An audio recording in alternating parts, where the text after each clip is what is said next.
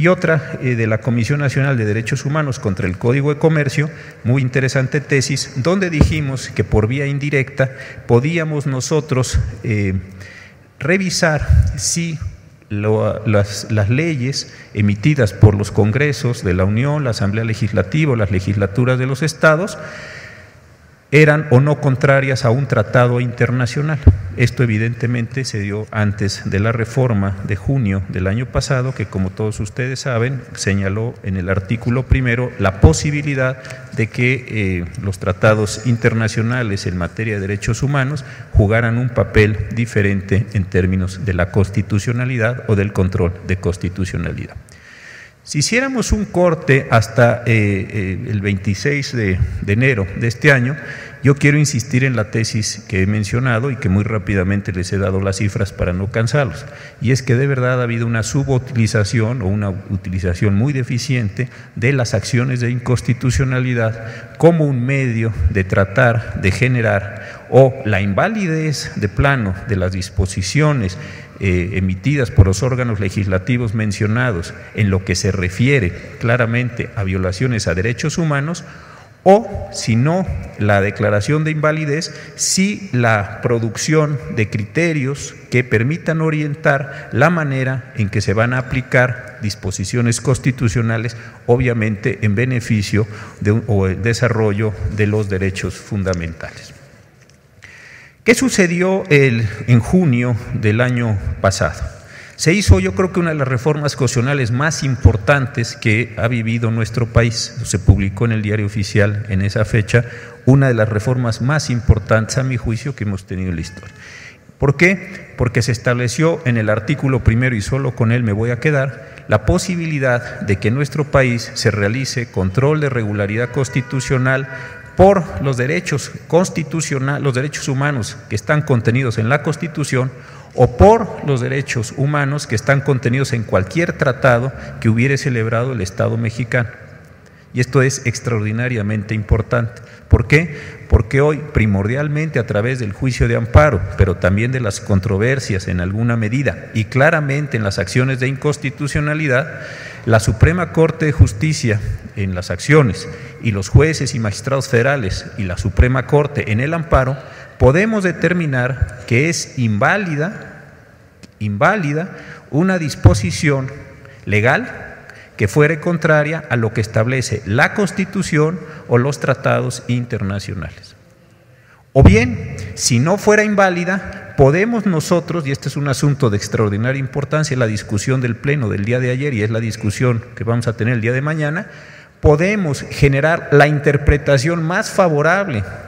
a los sujetos en función de los derechos humanos que estén contenidos o en la Constitución o en los tratados internacionales. Y este me parece que es un asunto absolutamente importante en términos de la construcción de unas nuevas formas de convivencia en el país a partir o teniendo como eje los derechos humanos.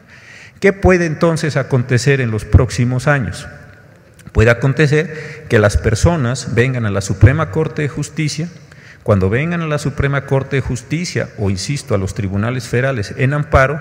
nos pregunten, déjenme ponerlo así, si un acto de autoridad, sea este de carácter individual, una clausura, una sentencia, etcétera, o una ley, o un reglamento, o un decreto, son contrarios a la Constitución o son contrarios a un derecho contenido en cualquiera de los muchísimos tratados que el Estado mexicano ha celebrado a lo largo de su historia y que obviamente están en vigor.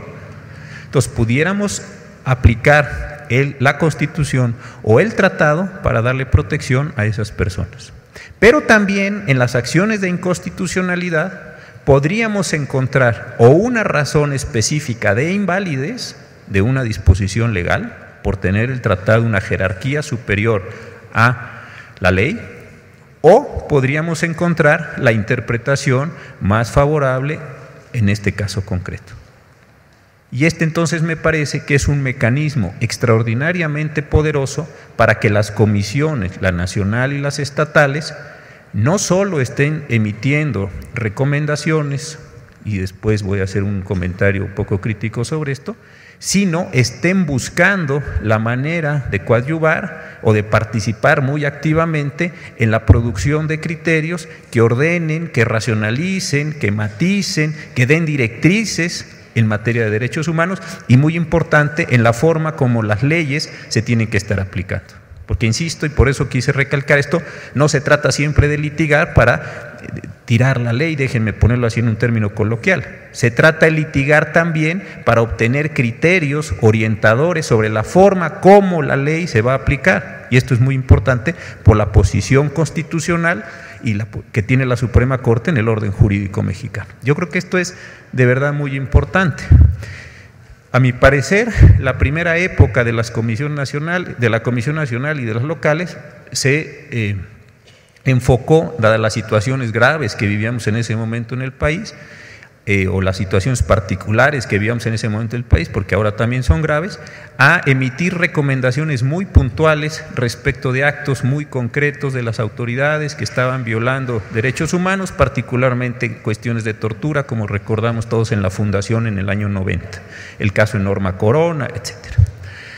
Después me parece que las comisiones cambiaron y empezaron a emitir declaraciones generales, cómo están las prisiones en general, cómo están los migrantes en general, pero sin referirse en lo particular a acciones de autoridades concretas respecto de sujetos concretos. Me parece que hay un cambio ahí de política. No sé las razones a las que se haya debido eso, tengo algunas impresiones, pero se dejaron de hacer esos señalamientos particulares y más bien eran consideraciones en grandes informes de política pública respecto de temas concretos en el país. Pero si este diagnóstico es correcto, yo creo que, y con independencia de que se hagan esas recomendaciones de política general y con independencia de que es necesario seguir haciendo señalamientos particulares respecto de autoridades, yo creo que sí debieran las comisiones volcarse en una acción mucho más institucional para tratar de, insisto, y lo repito una vez más, coadyuvar en esta forma de construcción de los derechos fundamentales, que creo que si en algún lugar van a poderse construir de una manera general y abierta, va a ser precisamente en las acciones, ahí donde están legitimadas las propias comisiones.